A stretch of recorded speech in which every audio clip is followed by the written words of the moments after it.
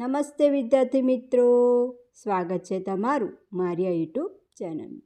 તો વિદ્યાર્થી મિત્રો, આજે આપણે ગુસા અને લસાના પ્રશ્નો જોઈશું તથા તેની સમજ પણ પ્રાપ્ત કરીશું। તો જો વિદ્યાર્થી મિત્રો તમને મારો વિડીયો પસંદ આવે તો આ વિડીયોને લાઈક, શેર અને સબસ્ક્રાઈબ જરૂર કરજો। તો ચાલો વિદ્યાર્થી મિત્રો વિડીયોની શરૂઆત કરીએ। ગુસા અને લસાના પ્રશ્નો જોતા પહેલાં સૌપ્રથમ આપણે તેની સમજ પ્રાપ્ત કરીશું, ત્યારબાદ પ્રશ્નની શરૂઆત કરીશું। તો ગુસા અને લસામાંથી આપણે સૌપ્રથમ ગુસા જોઈશું। તો ગુસાનું પૂરું નામ ગુરુત્તમ સામાન્ય અવયવ, તેને અંગ્રેજીમાં હાઈએસ્ટ કોમન ફેક્ટર તરીકે ઓળખવામાં આવે છે।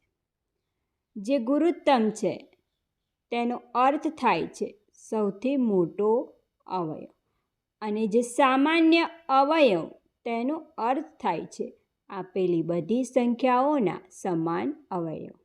ઉદાહરણ તરીકે 6 અને 12, એક સંખ્યા 6 છે અને એક સંખ્યા 12 છે। તો અહીંયા આપણે જોઈ શકીએ છીએ કે આપેલી બધી સંખ્યાઓના સમાન અવયવ। તો અહીંયા આપણને બે સંખ્યા આપેલી છે 6 અને 12, તો તેના સમાન અવયવ કયા થશે? 6 ના 6 એકા 6, 12 ના 6 દુ 12।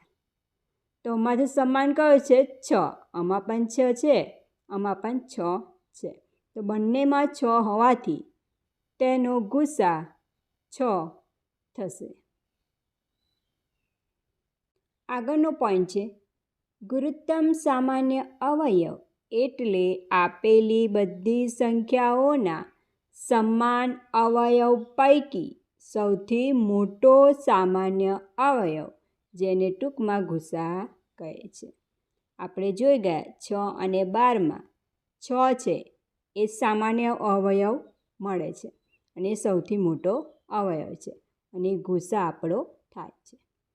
આગળનો પોઈન્ટ છે 2 કે તેથી વધુ અવિભાજ્ય સંખ્યાઓનો ગુસા 1 છે।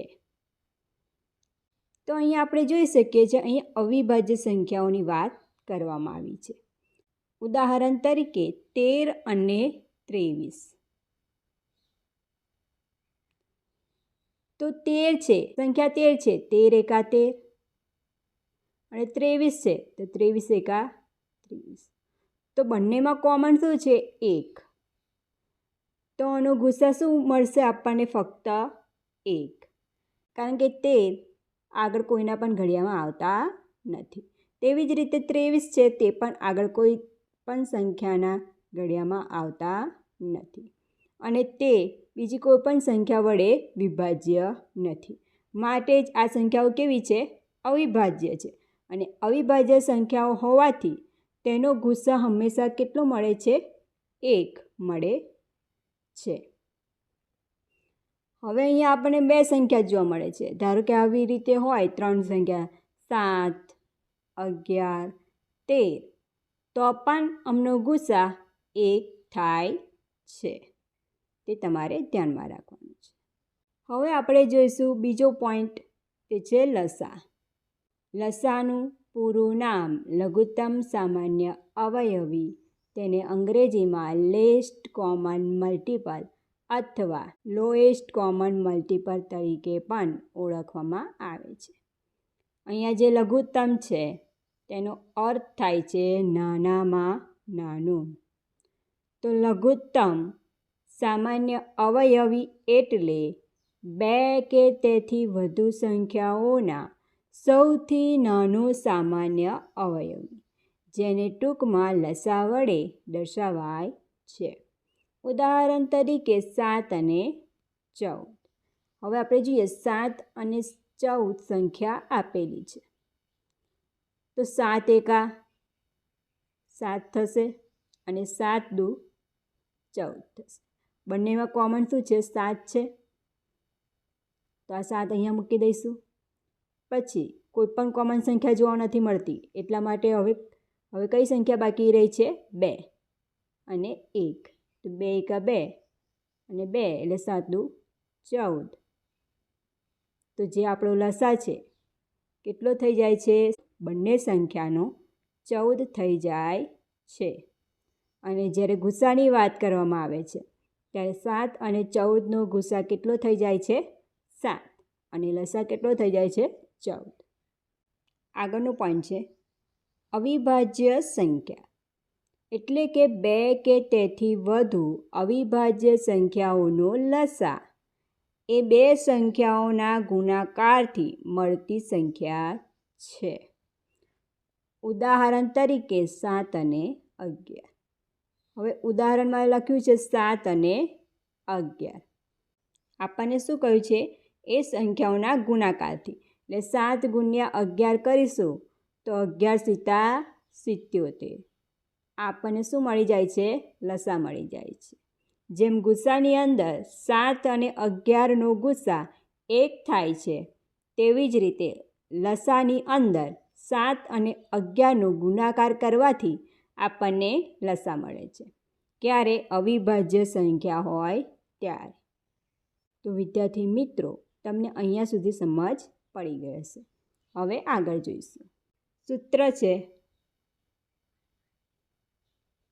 2 સંખ્યાઓનો ગુણાકાર, એટલે કોઈ પણ સંખ્યા હોઈ શકે, x ગુણ્યા y બરાબર લસા ગુણ્યા ગુસા. તો અહીંયા આપણે કોઈ પણ 2 સંખ્યા લીધી છે, જેને કહીએ છીએ એક સંખ્યા px છે, એને ગુણ્યા qx છે, બરાબર hx એટલે કે ગુસા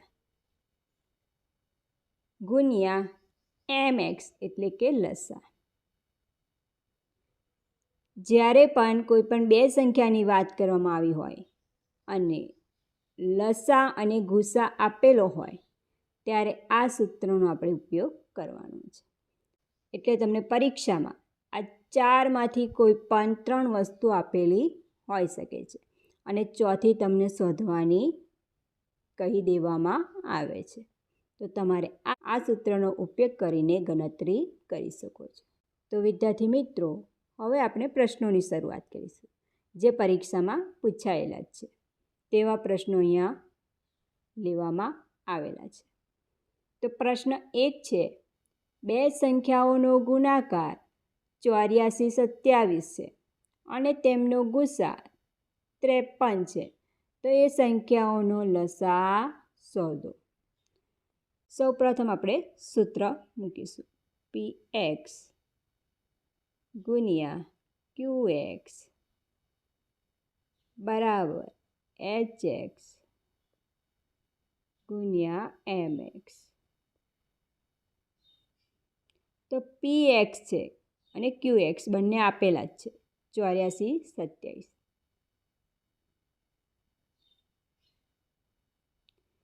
hx છે, આપણને 53 આપેલા છે. શોધવાનું શું કહ્યું છે? લસા એટલે mx. તો 84 27 જમણી બાજુથી ડાબી બાજુ જશે તો ભાગાકારમાં આવશે, એટલે કે છેદમાં 53 બરાબર mx. 84 27 ભાગ્યા 53 કરીશું તો જવાબ મળશે 159. તો જે આપણો લસા છે તે કેટલો થઈ જશે? 159. આગળનો પ્રશ્ન છે 2 સંખ્યાઓનો ગુણાકાર 5/9 છે. જો તેમનો ગુસા 30 હોય તો તેમનો લસા શોધો. તો જ્યારે પણ પરીક્ષામાં આપણને ગુણોત્તર આપી દેવામાં આવે અને તેનો ગુસ્સા આપી દેવામાં આવે તો શું કરી દેવાનું છે? 3/3નો ગુણાકાર કરી દેવાનો, એટલે આપણને લસા મળી જશે. તો 2 સંખ્યાઓનો ગુણાકાર કેટલો આપેલો છે? 5 ગુણ્યા 9 અને ગુસ્સા કેટલો આપેલો છે? 30. તો 5 × 9 = 45, 45 ગુણ્યા 30 તો 13 50 જવાબ મળશે. આપણે અહીંયા કરી પણ જોઈએ. 5 × 9 = 45 ગુણ્યા 30 0, 5 × 3 = 15, વધી પડી 1, 4 × 3 = 12, 12 ને 1 13. 13 50. જવાબ મળી જશે. આગળનો પ્રશ્ન છે, જો બે સંખ્યાઓ 125 અને 225નો લસા 1125 હોય તો તેનો ગુસા શોધો.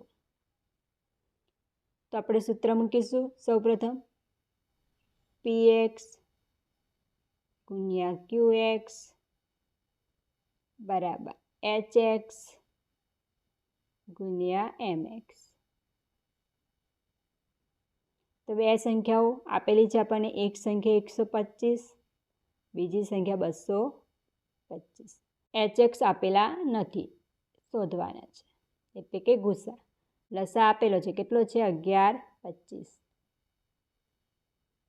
હવે આગળ 125 ગુણ્યા 225 ભાગ્યા જમણી બાજુથી ડાબી બાજુ જશે એટલે ભાગાકારમાં આવશે, એટલે છેદમાં થશે 1125.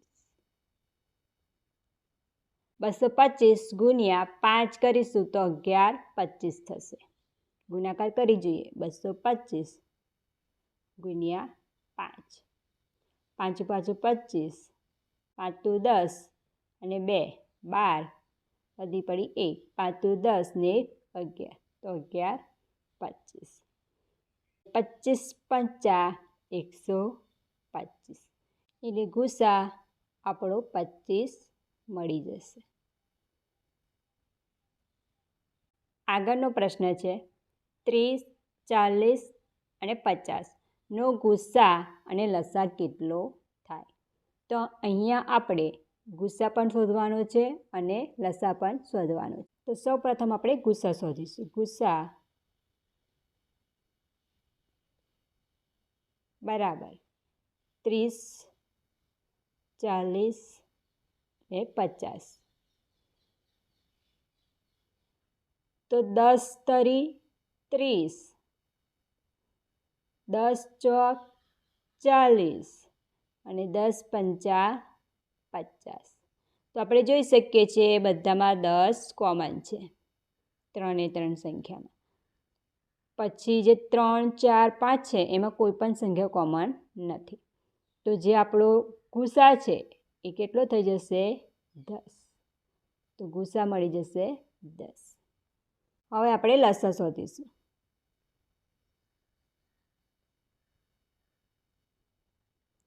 ત્રીસ, 40 અને 50. તો 10 તરી 30, 10 ચોક 40, 10 પંચા 50. તો બધામાં શું કોમન નીકળે છે? 10. તો સૌપ્રથમ 10 લખી દઈશું. ગુણ્યા બાકી શું રહ્યું? 3. પછી ગુણ્યા 4 ગુણ્યા 5. હવે બધી સંખ્યાનો ગુણાકાર કરીશું. 10 તરી 30, 30 ગુણ્યા 4 120, 120 ગુણ્યા 5 એટલે કે 600. તો આપણને લસા મળી જશે 600. તો વિદ્યાર્થી મિત્રો, તમને અહીંયા સુધી સમજ પડી ગઈ હશે. જ્યારે પણ પરીક્ષામાં આવા પ્રશ્ન પૂછાય તો તમે આ રીતે દાખલા ગણી શકો છો. તો જો વિદ્યાર્થી મિત્રો તમને મારો આજનો વિડીયો પસંદ આવ્યો હોય તો આ વિડીયોને લાઈક, શેર અને સબસ્ક્રાઈબ જરૂર કરજો. મળીશું એક નવા વિડીયો સાથે.